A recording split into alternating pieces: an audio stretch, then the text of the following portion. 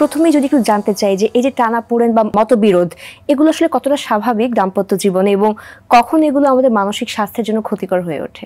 দাম্পত্য জীবনে কিছু কলহ, কিছু ঝগড়াঝাটি, মান অভিমান সেটা স্বাভাবিক ব্যাপার।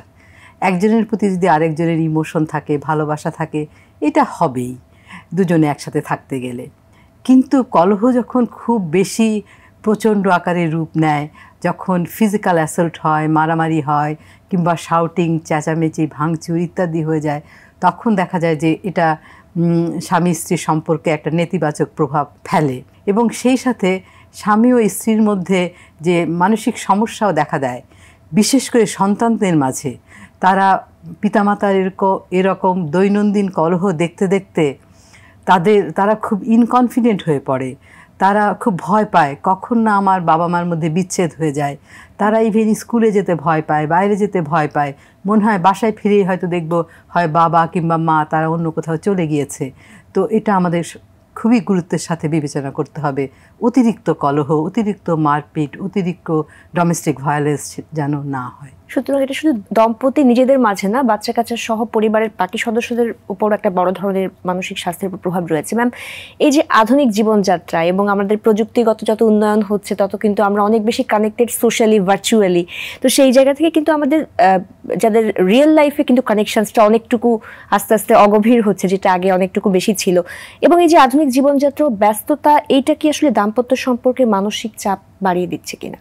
অবশ্যই। আমরা তো বলি যে যখন একটা কাপল ভ্যাকেশনে যায়, যখন তারা কোয়াইট থাকে, তাদের স্ট্রেস কম থাকে, তখন তাদের মধ্যে ঝগড়াঝাটি কম হয়, তাদের সম্পর্ক ভালো থাকে। কিন্তু দৈনন্দিন জীবনের যে ব্যস্ততা, টানাপোড়েন, স্ট্রেস, এগুলোর ক্ষেত্রে মেয়েটাও চাকরি করছে, ছেলেটাও চাকরি করছে, এসব ক্ষেত্রে কিন্তু তাদের স্ট্রেসে তাদের কিন্তু অনেক সময় অনেক কিছু অসুবিধা হতে পারে।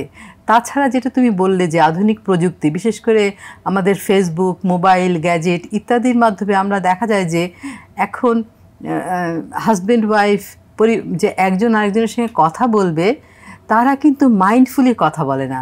একজন আরেকজনের দিকে তাকিয়ে কথা বলছে, আরেকজন তার কথা তার দিকে তাকিয়ে শুনছে, এটা অনেক সময় হয় না। একজন কথা বলছে, আরেকজন দেখা যাচ্ছে যে মোবাইল স্ক্রোল করছে। সেটাতে যে কথা বলছে সে মনক্ষুণ্ণ হতে পারে, তার খারাপ লাগতে পারে। আরেকজন বলছে আমি তো শুনছি, তুমি যা বলছো শুনছি, কিন্তু প্রপার পুরো মনোযোগটা তার স্পাউসের প্রতি নেই। এটাও কিন্তু একটা বড় সমস্যা আমাদের ক্ষেত্রে। এই জন্য মানুষজন কিন্তু আইসোলেটেড হয়ে যাচ্ছে। কারণ ফেসবুকে অনেকক্ষণ থাকার সময় জন্য ফেসবুকের অনেক ফ্রেন্ড আছে, সব কিন্তু ভার্চুয়াল ফ্রেন্ড। কিন্তু আমরা যদি একসঙ্গে আড্ডায় বসি, তখন আমাদের যে রিক্রিয়েশনটা হয় ফেসবুকের ফ্রেন্ডদের সঙ্গে অনেক সময় সেটা হয় না। এটাও কিন্তু আমাদের মনে রাখতে হবে। একদমই। এবং ম্যাম, আমরা এই যে প্রযুক্তির জায়গা থেকে আসলে দেখি, সোশ্যাল মিডিয়া যত আমাদের জীবনে একটা বড় অংশ হয়ে উঠেছে, আমরা কিন্তু তুলনা করা শিখছি একজনের সাথে আমাদের লাইফটা। এটাতেও কিন্তু দম্পতির মাঝে অনেক বেশি মতবিরোধ আমরা দেখতে পাই। এই বিষয়টাকে কিভাবে দেখছেন? তুলনা তো করা যাবেই না। আমি যদি মনে করি আমি আমেরিকান ফার্স্ট লেডির মতো না কেন, কিংবা আমার নিজেরই ঘনিষ্ঠ কোনো আত্মীয় তার এত বাড়ি আছে, এত গাড়ি আছে, এসব যদি তুলনা করতে যাই, তাহলে তো আমার রাত্রে ঘুমই হবে না। আমি জেলাসিতে ভুগবো, তখন আমার ঘুম হবে না, মানসিক অশান্তিতে ভুগবো।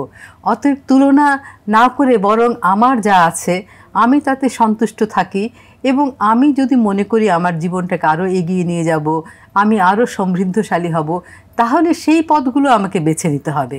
ও বেশি ভালো আছে, আলহামদুলিল্লাহ ও ভালো আছে, আমিও জানি ভালো থাকি, আমার আশেপাশে সবাই জানি ভালো থাকে। এরকম যদি আমরা আমাদের মনোজগৎটাকে এইভাবে তৈরি করতে পারি, তাহলেই কিন্তু আমরা মানসিকভাবে ভালো থাকবো।